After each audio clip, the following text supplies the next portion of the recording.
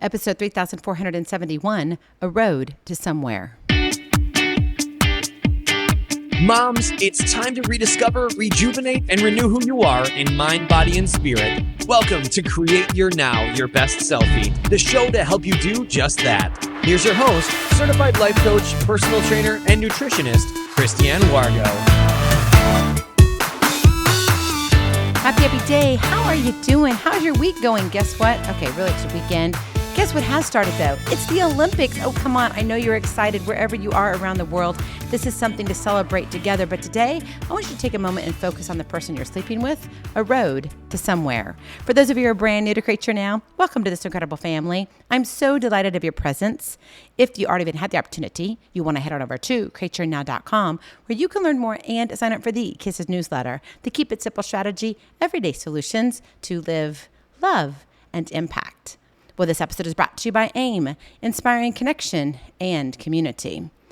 All right, take a deep breath because, oh my goodness, there's just so much happening. And you know, sometimes, I don't know what it is. Is it the spirit of the Olympics that just kind of gets that heart pumping and saying, yes, we can come together? And I think in marriage, we need to realize that because marriage is a journey. And it starts with a promise that leads to a road to somewhere profound, somewhere where the love is unconditional, where the heart is heard, where the person is seen, somewhere where failure is appreciated, where challenges are expected, where success is celebrated, and where two believe in one another. You know, often it's the sparkles of excitement and joy from the beginning of the marriage, right? It's the fireworks. It's like, yes. But after the honeymoon wears off, the reality of work sets in, the true commitment. Marriage is a road to somewhere where you can behold each other and learn to elevate one another, but it doesn't come easy. In fact, it comes at a cost. One has to give a little more at times, and the other must be open to receiving when not always wanting. It's a path that demands effort, understanding, and patience. The give and take, the back and forth, the all-arounds can leave you feeling dizzy, disillusioned, and desperate. However, you don't have to live in a world that scorns you for every failure in life. Forgiveness does exist. Yet, are you ready? Are you ready to extend it to your spouse? Don't jump on that answer too quickly.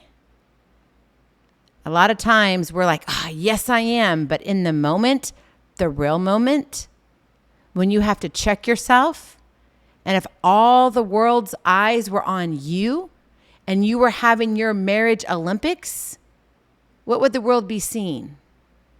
Would they be seeing a person who is compassionate, who wants to extend forgiveness, maybe even to the point of giving up a piece of their heart? Or would they see a person who is judgmental and rude and only wants things their way?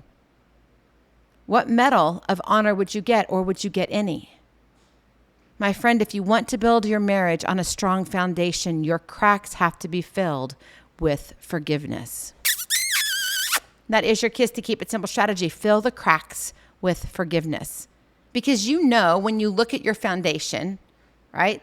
The foundation where your home is built on, and you see a crack, you have to fix it with concrete, something hard to grip onto the edges and pull it together so it'll hold on tight, so it will stop spreading. Forgiveness is just that, the glue that repairs the failures of human actions that usually aren't intended to hurt, but still aims directly at the heart. It does hurt though, doesn't it? When the CRAP is visible in life and you're experiencing that, whether it's within your own four walls or whether it's out there for all the world's eyes to see, there's hurt. And when you have those cracks in your foundation, it's kind of hard to be settled into greatness because there's a lot of things to go around. And things can be unsteady to the point where sometimes areas crumble. So how can you fill the cracks with forgiveness when you're thinking about your marriage? Because I know right now something has come to your mind. And I truly believe you're not here by accident listening to this. I do believe in divine appointments. And so I want you to ask yourself, what am I supposed to be thinking about here? And I just want you to allow yourself to go there for a moment. No judgment on your part. Just listen for a moment. Let your heart listen. Right? Because the cool thing is right now, most likely, you've got me in your ears. No one else can hear. And so whatever is coming to you is for you and your privacy of your own heart. So take down the walls for just a minute. Because believe it or not, if you can learn to fill the cracks with forgiveness, you might actually have a stronger marriage than what you have right now. In fact, you may actually save your marriage from ending in the S or the D, the separation or the divorce. Fill the cracks with forgiveness. What does it look like in real life? Number 1, listen unconditionally. This is honest and open communication.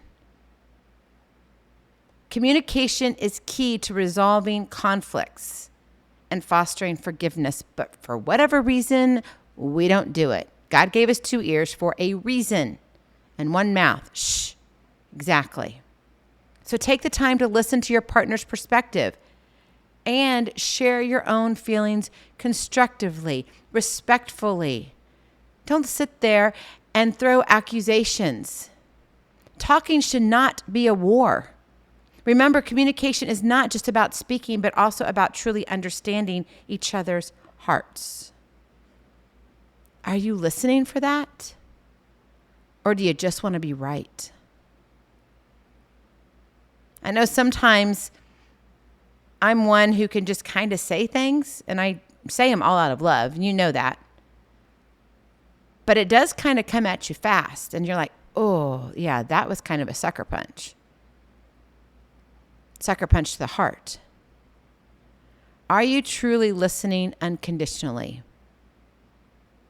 Are you allowing your spouse to be heard, whether you agree or disagree with them? Or is your whole idea of a marriage just to be at war with each other all the time, yelling and screaming? I've got to be better than you. No matter what happens, I'm going to be better than you. I'm going to be right. Well, if that's going to be the case, honestly, maybe you should triple think why you said I do. Seriously, I'm being genuine here. Because I don't think you want to live in an unhappy relationship. But you see, I believe that you came together with this person for a reason. Maybe it was just infatuation at first. Maybe it was a quick, oh my gosh, I'm so in love. That's great. But then maybe you found this fondness and you really do kind of like your spouse. Yeah, he's got some quirks, don't we all? But what are you going to hang on to? All the failures or all the love? Listen unconditionally. Number 2, love unconditionally. Put yourself in your partner's shoes and try to see things from their point of view. When you love unconditionally, you don't set pre-assumed expectations. Listen to that. That is a whole mouthful. I know, because you see, I've gone through this myself. And I have dissected things down to like the littlest, like I've had to have a microscope out, seriously. And I'm not saying I've dissected my spouse. I've dissected myself.